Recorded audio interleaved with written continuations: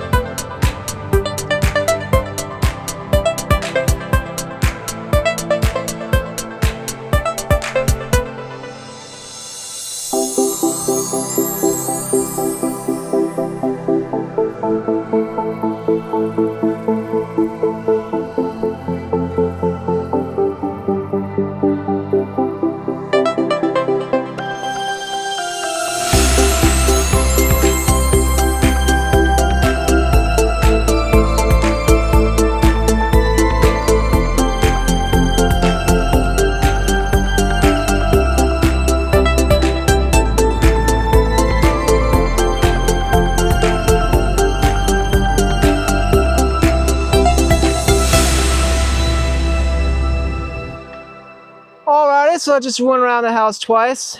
Only showed you guys once. Didn't see the point of showing you guys twice. Yep, and I still got more than half a gallon left. So didn't need to make a full gallon. Oh well, I'll save it for the next time I do it in about 2 months. I don't think the stuff goes bad. Yeah, I spray the outside about every 2 months or so, and then I spray the inside about once a year. And so far that seems to do a good job of keeping the bugs under control.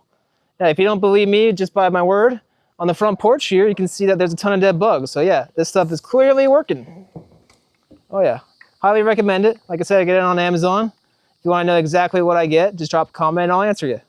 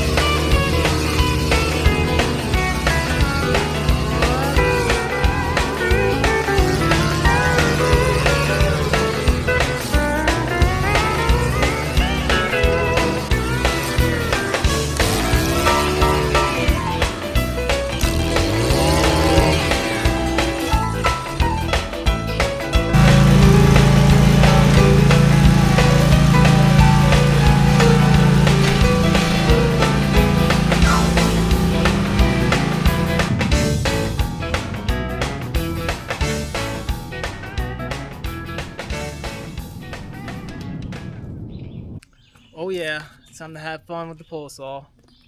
But of course after this, that means the not so fun part of picking up everything. Whatever, at least I get to do this.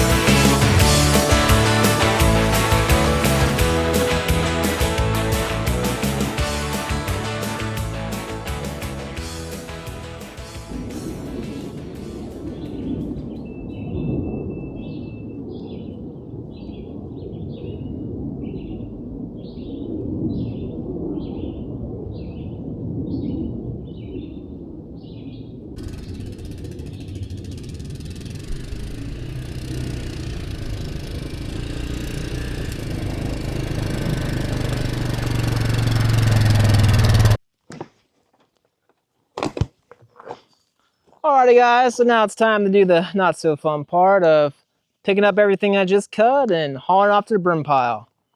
But before I do that, I'm going to need to use my other chainsaw, cut everything up smaller so I can stack it up nicer, and hopefully not take that many trips. I'm actually hoping to take only one trip today. Normally I've been using my ATV sled for that.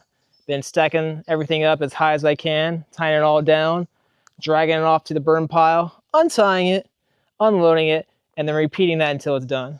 Yeah, that's why I really want to get a small trailer for the ATV here to tow like a 4x6, 4x8, something like that. But unfortunately, I haven't been able to find one less than a 3-hour drive from here. Yeah, that's the downside of not living near anyone. But the bright side is I'm not living near anyone. And yeah, I love that. So it's a trade-off I'm willing to take. But I do have a 5x10 trailer that I have from my old landscaping business. So I'm hoping the ATV here can tow it no problem, load it down. We'll see. If it works out, maybe I don't even need a smaller trailer at all. So stay tuned.